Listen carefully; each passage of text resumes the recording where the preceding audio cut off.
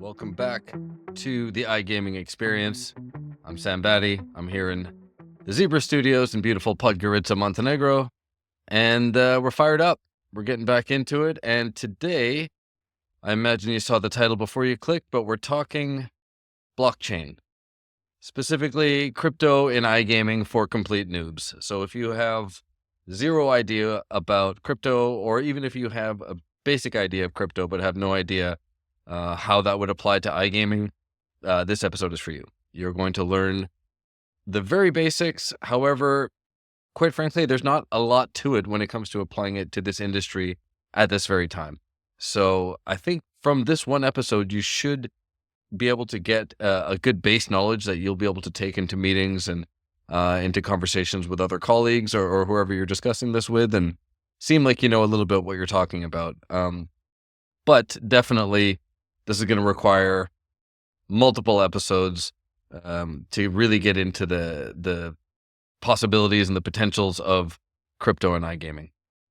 So first of all, I'm going to start out just by explaining the blockchain to people and cryptocurrency. So you might want to fast forward a few minutes if you have already totally have an idea of what a blockchain is and how it works and how cryptocurrency works fine. But for those of you who don't know, I'm going to give it to you very simply. So the blockchain, hopefully you've heard that term before, is a term for technology that is the infrastructure for cryptocurrencies to be transacted on.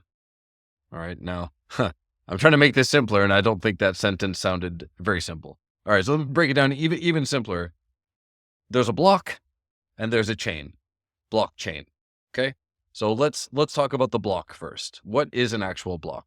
So really all a blockchain is, when you get to the very basic level, is a ledger, okay? It's just a record of transactions that is verified and trusted, okay? And now on a very basic level, I'll explain kind of how that works. So imagine you're in a room with 5 people, and all 5 people in that room are given a piece of paper with 10 lines on it, right? Blank piece of paper, 10 lines to enter transactions. And we all have, say, I don't know, some cookies, right? I like cookies. And, I start with 5 cookies and everyone else has 0. And then I decide I want to give a cookie to the person sitting next to me. So I hand them a cookie and we all write that down in the transaction. Sam now has 4 cookies and the person sitting next to him only has one cookie. And we look at everyone's sheet and compare it, and we all agree, yes, we all have the same thing written down. Great. Then I take a cookie and I want to give it to the person sitting on to the other side of me. And again, we do the same process. Everyone writes it down and verifies it. Now I have 3, and these people next to me each have 1. And now imagine that process goes on, and we do 10 transactions. We get to the end of our piece of paper, and it's all filled out. We've all gone through it and verified it with each other that we all have the exact same thing. And, to be sure, maybe we'll go over it one more time. And then when it's done, we take all those pieces of paper, stack them together, file them away. And on the outside of the file folder, we would write down what the contents is inside there, what the verified information is inside this block. And once that happens, the block is sealed forever. Okay, and this is a key part of the blockchain, is that it's what in the crypto community they'll use the term immutable a lot. That means that it just absolutely cannot be altered. So once that block is sealed and it's been registered, within the blockchain, then there's no way to change it. That's the record of what it was. So if you ever wanted to make an adjustment to that, the only way you could do that is not to actually go in and change that, but to have a new block that would reference that one and say, hey, there was a change made to that. Okay? You with me? Is this making sense? I hope so. If not, write me, write in the comments, and I'll try to be a little bit more specific with it. So that's a block that I've just described. And by the way, so when I'm saying that we're going through and verifying these things with each other, so with us as human beings, we might just look at it and, nod or put a little tick next to it. And so we all agree, or maybe everyone signs it next to each line. Within blockchains and cryptocurrency, the way that this happens is via different computers that are called nodes. And so this is basically people that have bought a system and dedicated it to be a point of operation on the blockchain. And for the most part, right, this isn't for all cryptos, but just for the most part, the way that these transactions are verified is by having these computers solve very complex math problems. Right? I know it's going to sound silly to some of you if you've never heard of that before, but that's actually how it works. And if you've ever heard, rumors about or information about blockchain and cryptocurrency taking up a lot of power, a lot of electricity, that's the reason for it. Is that these nodes have to work very hard to try and solve these math problems in order to verify the contents of the chain. So that's called proof of work. By the way, there's a whole other system called proof of stake, which I won't get into now because it's not quite as relevant to the basics of blockchain, but just know that exists. Okay. So great. So we've got the block, and the chain part is just stringing a bunch of these blocks together. That's pretty much all there is to it. So you've got a bunch of blocks. They're all strung together. That's a blockchain. Okay. And now for each different crypto, right? And now's a good time to transition into talking about what actually is a crypto. So a crypto is kind of like, if the blockchain is the engine, then the crypto is kind of the fuel that runs through the platform. I hope that's a good analogy. Yeah. Let's go with that. So with each blockchain, it's got its own specific characteristics of what's allowed on there and what features it has, and what it's able to do. And that's kind of maybe for a 2.0. We don't really need to get into the specifics of that, but it's just worth noting that each different blockchain that you've heard of, say for Bitcoin or for Ethereum or Litecoin, for all the layer, what are known as layer one cryptocurrencies, which are basically what the blockchain is based around. Each one of those has specific characteristics, and they can only take that token on that chain, or tokens that are sort of derivatives of the main one. So, I mean, I guess you could sort of think of it as like if you're mailing a package from one place to another, depending on the size or type of the package, maybe there's only a certain service that you can use to send that package across. So same thing with a blockchain. If you have a cryptocurrency and you want to send that cryptocurrency from, say, one destination to another, it has to go on the appropriate blockchain for that cryptocurrency. Geez, I hope I'm not making this more complicated. Just really simply, if you want to send Bitcoin to someone, you need to use the Bitcoin blockchain. If you want to send Ethereum to someone, you need to use the Ethereum blockchain. And if any of these, there are tokens that are built based off of mainly Ethereum. That's kind of the big one that has, I would say, the most derivatives. They can also work on that same chain. In fact, you know what? I've got a better analogy. Way better. Cars drive on the road, but bicycles are somewhat a derivative of cars, or maybe the other way around. They can also go on the road. You can have a scooter. So you can have all these different type of wheeled vehicles that are going down the road, let's say, even though the roads are essentially built for cars, right? And then you've got a whole separate mode of transportation, say the train, where cars can't go on the train track. So you would have to only, use train carriages to go on the train track. So you can think of, Bitcoin as the roads and Ethereum as the train, if that helps. I hope it does. That's the first time I've ever really thought of it in that way, but I think that makes good sense. So hopefully that's somewhat clear to you now. So you've got your blockchain, you've got your cryptocurrencies, right? And I know I'm going through this fast. I'll stop, and I tend to digress, as you might have noticed. So I'll probably hit another detail and then go back and dive a little bit deeper into something I've already mentioned. But let's talk about how this all relates to crypto, to the iGaming industry. Okay, so here's an important point as well, and this is going to relate directly to an iGaming platform, is when you are holding cryptocurrency, right, as an individual, right, where does it go? Where does this crypto, does it sit on your hard drive? How do you access it? How does it go back and forth? And so at the crux of all these things is, or of all of those things I just mentioned, is having a wallet. Okay, so a wallet is a digital term for a destination for your cryptocurrency to go. And all of these things as well are registered on the blockchain, so it's trackable and traceable, and so that you would be able to, or verifiable, I guess is even a better way to put it.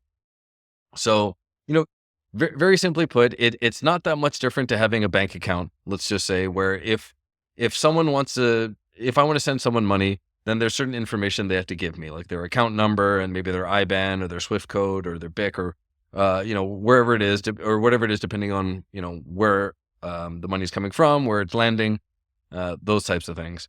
And it's no different with a wallet, except you don't necessarily need to know all those other things. You just need to know which crypto is it, what's the wallet address, and then there are various services, whether it's through an exchange or through a hard wallet, where you would be able to go in and make a transaction. So, if someone wanted to send me some Bitcoin, they could just say, "Hey, Sam, do you have a Bitcoin wallet?" Yeah. And I would say, yes. I would send them my Bitcoin wallet, which is, sure how many numbers and letters it is, but it's usually like, I don't know, 20 to 30 numbers and letters that I would send them. And they would input that into whatever technology they were using to send this crypto to me. So whether it's through an exchange, which when I say an exchange, that's very similar to using like a bank account, or so I would go through my bank and do the transaction through their e-banking software or, website or app. Or there's a thing called a hard wallet, which is basically like me just holding the money myself and then, sending it in, I guess a non-digital way, if I was to do it that way. But, basically the idea is that wherever these coins are being stored, there's a wallet that they land in. Okay. So now when it comes to iGaming, right? How does this all work? And in fact, maybe I should even touch on, like, why is it important? Why do you even care about cryptocurrency in iGaming? Is it even that big of a deal? So in my experience, I've been in this industry about 5 years now. And when I first joined, the narrative was, some of this is all best guess, but the narrative was that cryptocurrency was about 5% of the total market, maybe 10. And each year, it feels like 5 to 7% gets added to that. So nowadays, I'm hearing anywhere from 30 to 40% of the total iGaming market it comes through cryptocurrency. So a very big deal for the industry in itself, just as a market share perspective. But then, also, as I talk about this a little bit more, you'll understand why it's maybe something that's very attractive for players to use as well.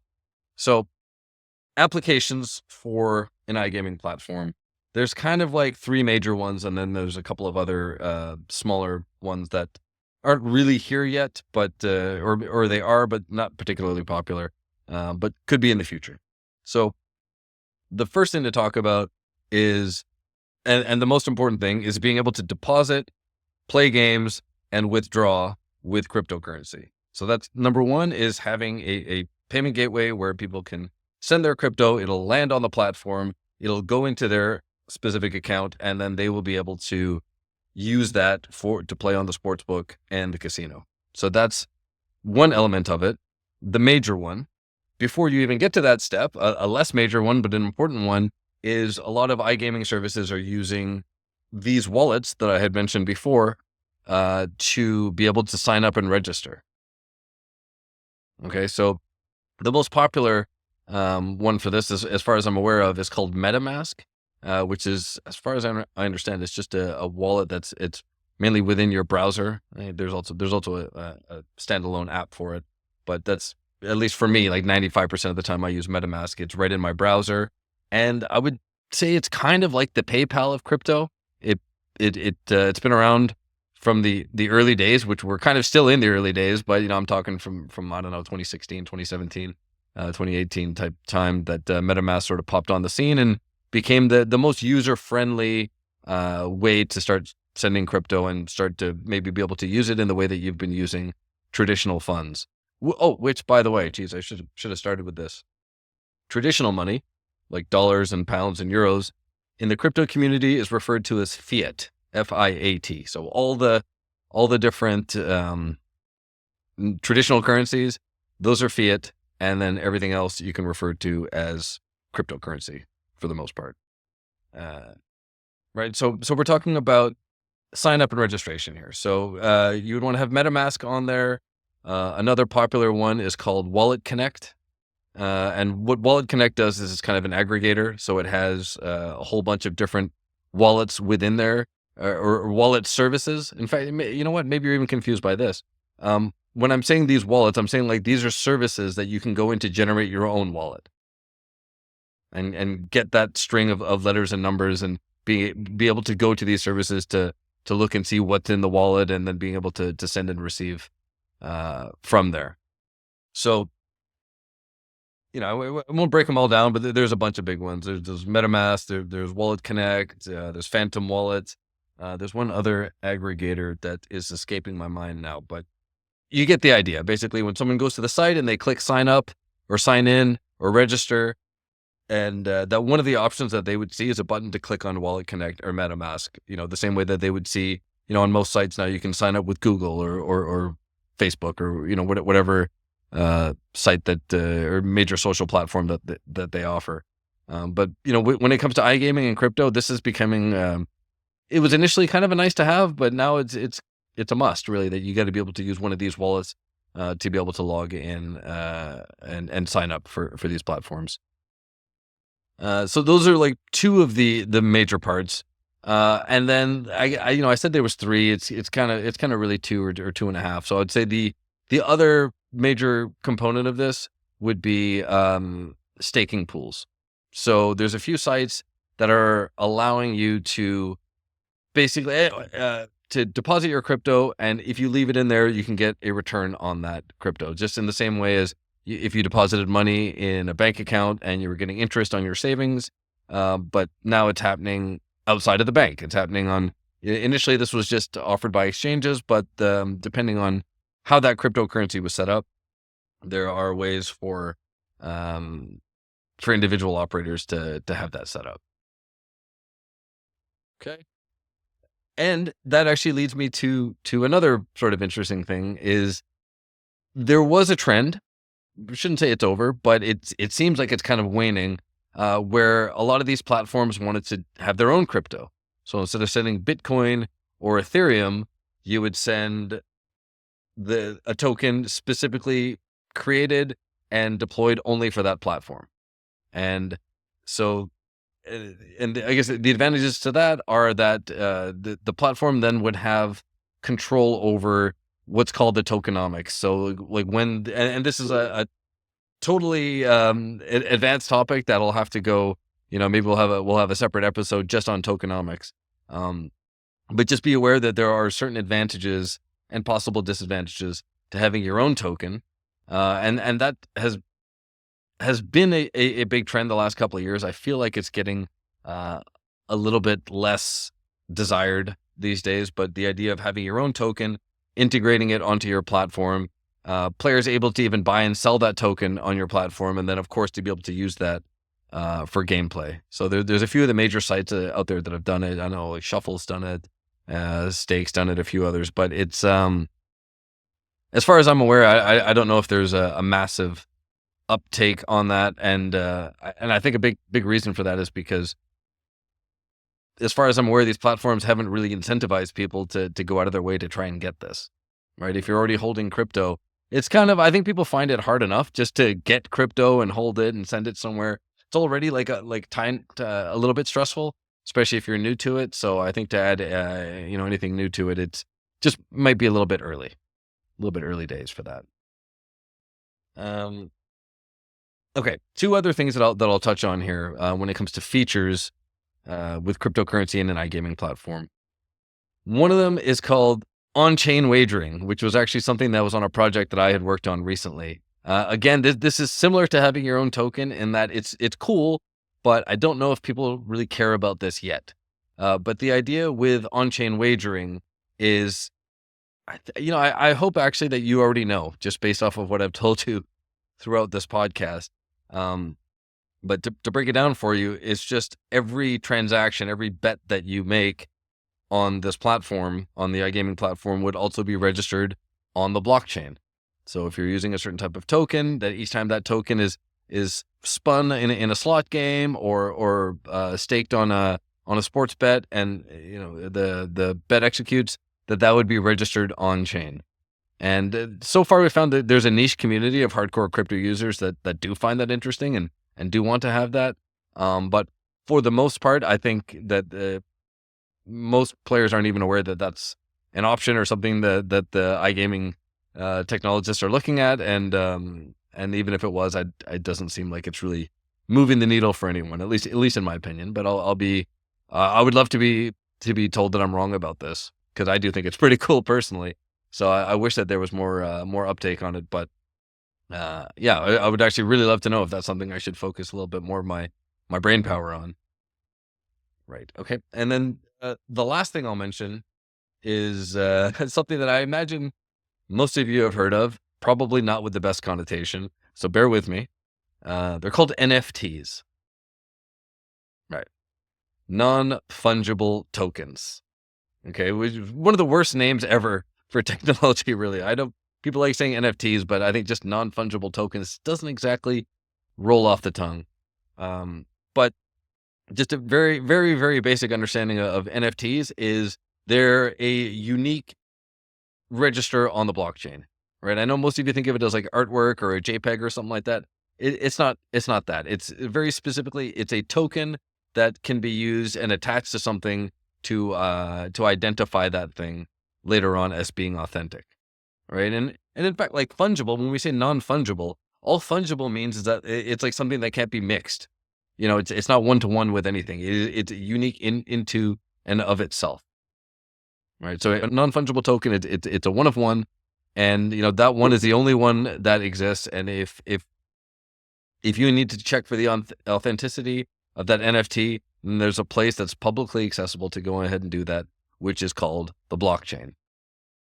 And in fact, I don't think I even mentioned that. I probably should have mentioned that for all of these blockchains, for Bitcoin, Ethereum, going down the line, they have a facility, which is, a fancy way of saying they've got a website that you can go to check all your transactions. So if I send someone money, then there's an identifier for that, typically what's called a transaction hash. And I can send that to the person receiving it and say, hey, by the way, I sent it. It's being verified in the blockchain as we speak, and they would be able to go onto the same website, which is, for Ethereum, it's called Etherscan. There's Bitscan for Bitcoin.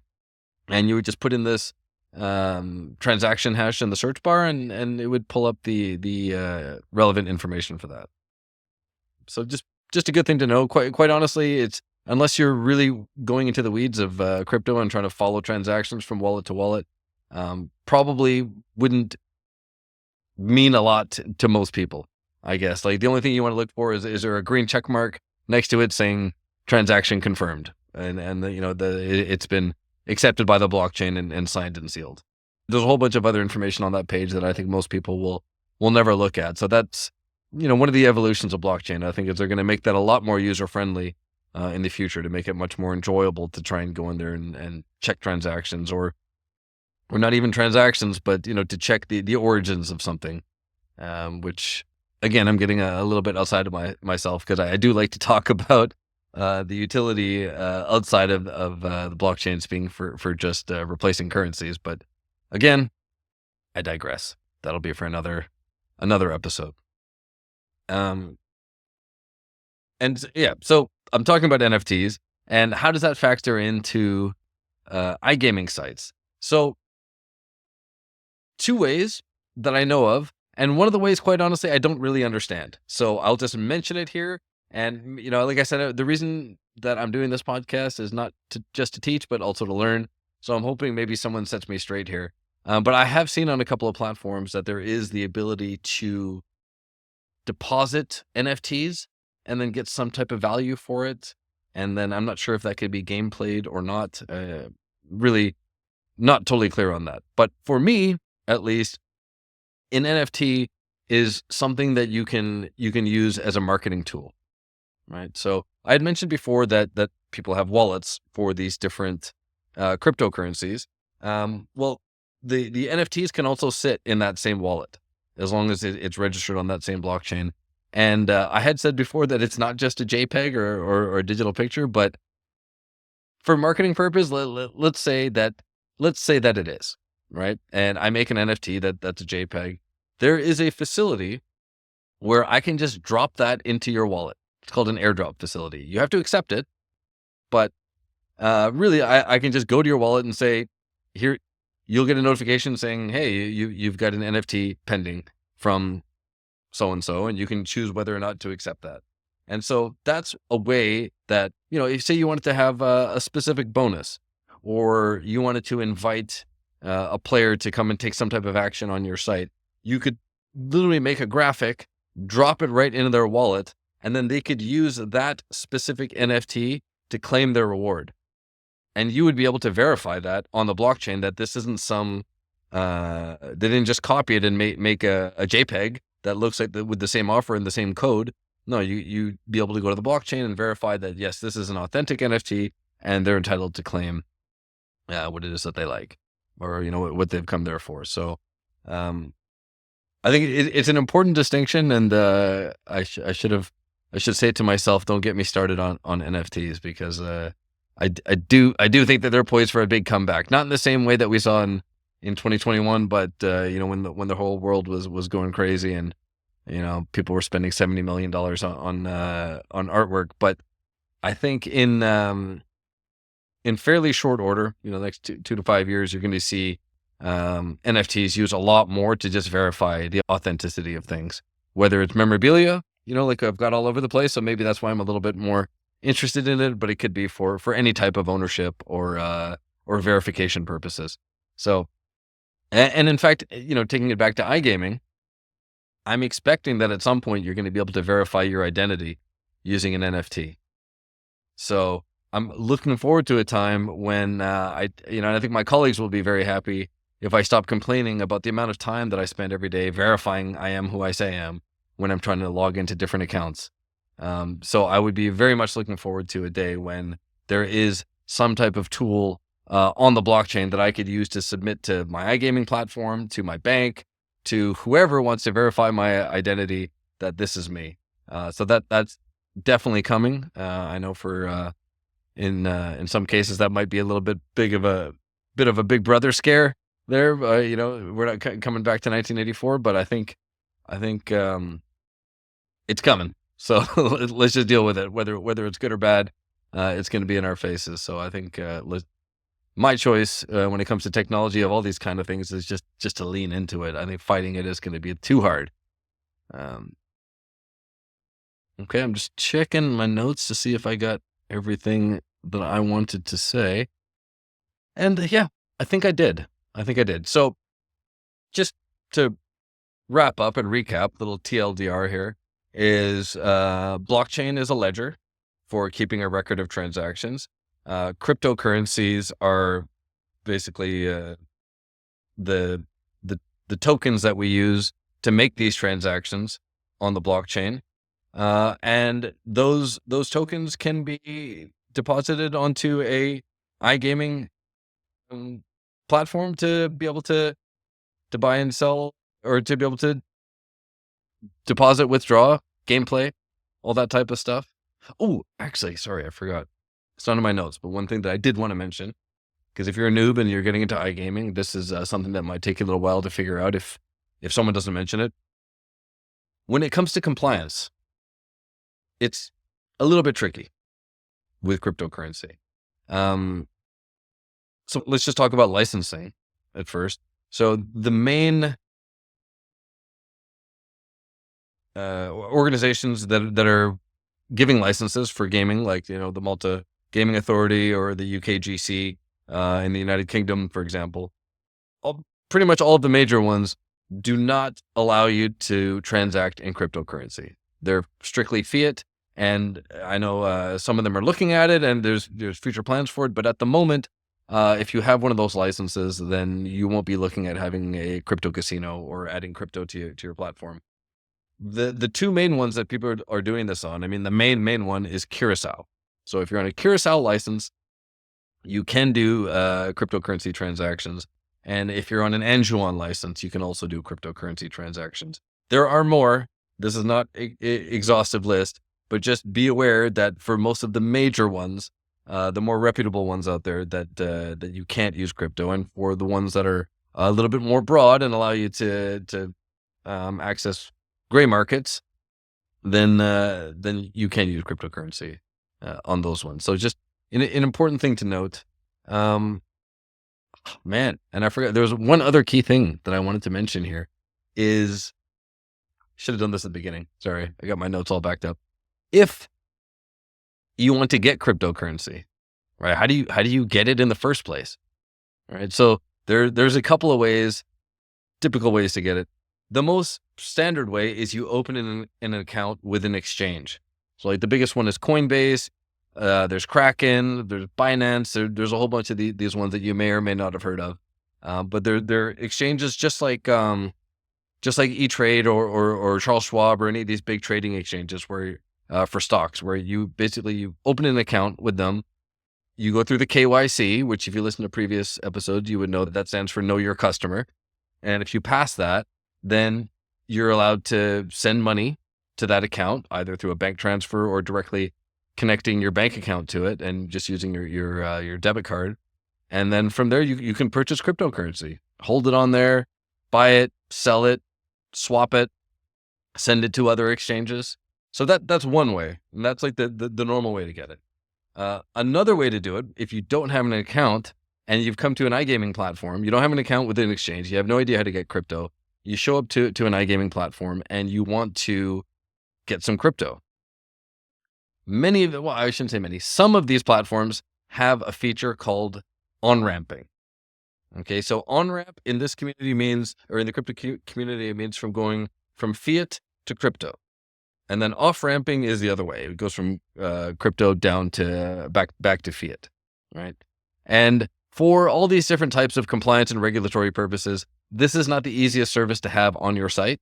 But there are a few sites that have it, and a few services that, if you're fortunate enough to have the right connections, they'll allow you to put it on your iGaming site.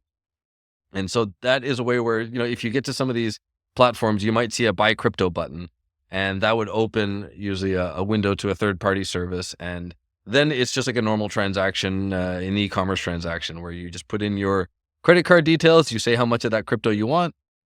They'll tell you the fee and exactly what you're going to get back. You click buy, and within, depending on the crypto that you've bought and the service that the platform is using, within a few minutes, you'll have that money in your account, and you'll be able to play casino games and sportsbook using your new cryptocurrency.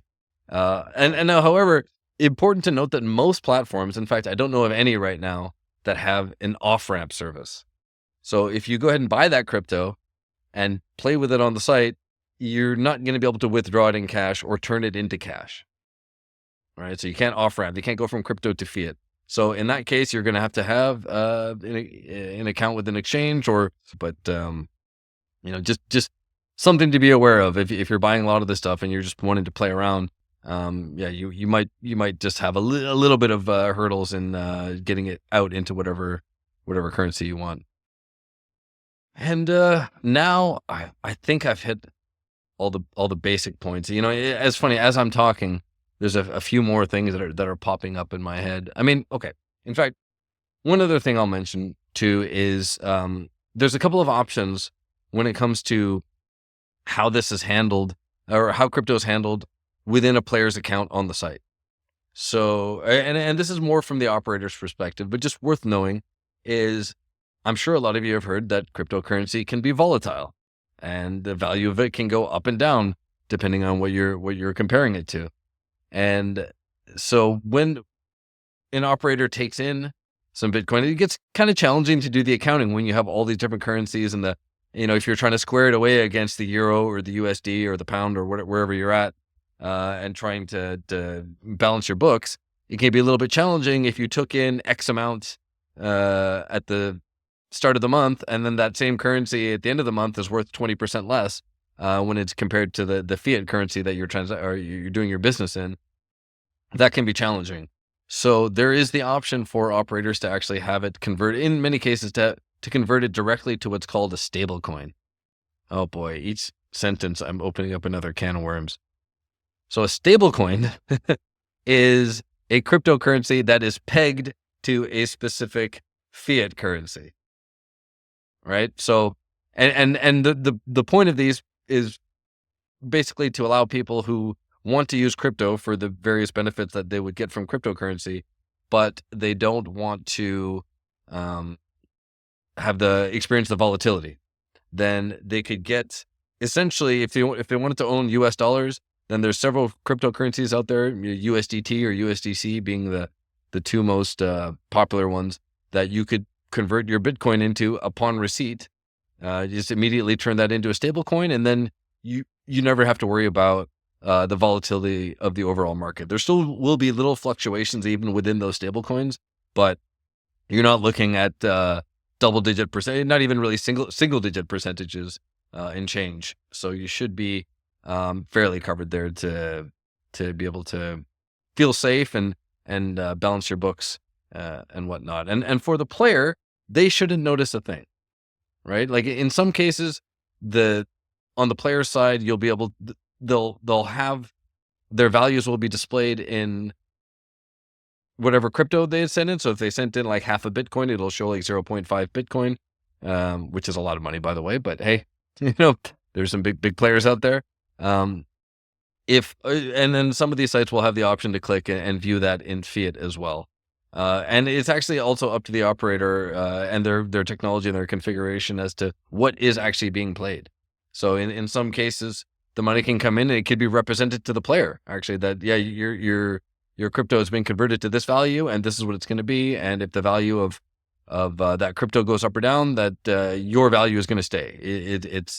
It's the value is whatever you had when it came in. Some other operators, they're going to allow you to hang on to the crypto and whatever the value of is whatever the fluctuation of that value is, up or down, that's a gamble that you're both taking. It could work out well for the operator, it could work out worse for them. But they're either willing to take that chance or they've already converted into a stable coin. And now they're just taking the smaller risk of allowing you to play in a crypto that has volatility. And that, I think I've hit, you know what, that's it. I've hit it. So this is cryptocurrency 101 in iGaming for noobs, super basic, but I realized I got maybe started to go a little bit from basic to intermediate. So if you have any questions, wherever you got this podcast, you're going to have a link in the description for how to hit me up, how to hit up the team, and I'll be happy to have a discussion about it. I'm as I like to say very affectionately, I'm a super nerd for this stuff, and I'm down to talk about it in my personal and my professional time. So let's have a conversation. And if you're an operator out there and you're wanting to get into the cryptocurrency space and you've got no idea what to do, then my team here at Zebra Solutions, this is our niche. This is actually what we do. We've dove deep into crypto. Some of us are from an iGaming background, some of us are from a crypto background, some of us are from a technology background, but we've all decided that we're going to leverage our skills and lean as hard as we can into this cryptocurrency space.